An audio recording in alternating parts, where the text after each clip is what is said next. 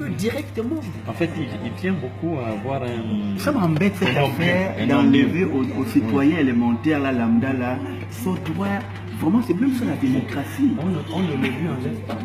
Puisque vous dévoyez ça quand même. Il est à la base. Vous dévoyez ça. Oui, c'est dévoyé. Mais c'est dévoyé sachant que ça, c'est un élément à tenir compte.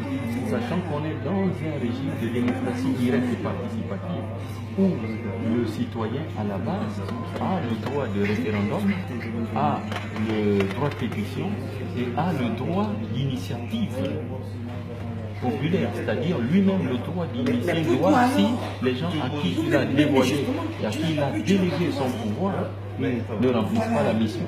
Or, aux États-Unis, au Canada, vous faites pas des initiatives. Mais si, ça peut se faire dans les deux types. Des initiatives populaires. Mais si, il y en a qui le font au niveau local. Des initiatives populaires.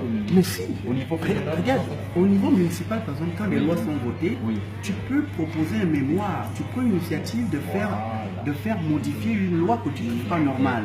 Ça, c'est très répandu au Canada.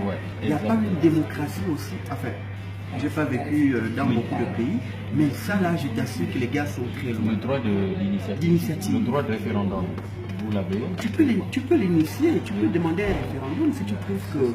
Bon, après maintenant, il faut que le gouvernement l'accepte, qu'on soumette cela à un référendum. Alors que dans le cas suisse, c'est le contraire.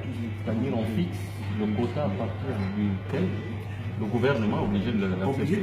C'est-à-dire si, dans le cas de modification de constitution, s'il y a 100 000 personnes qui ont signé une pétition, 100 000 et au-dessus, le gouvernement est obligé d'en tenir compte.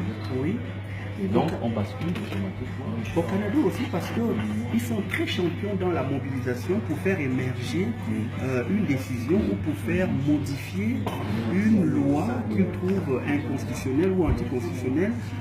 Ils sont très très en avance au Canada. Après, il y a autre chose qui différencie le Canada des pays tels que le Gabon. C'est que le Canada est une terre entre guillemets de peuples non autochtones, le peuple alloctone. Il y a les peuples autochtones qui sont brimés.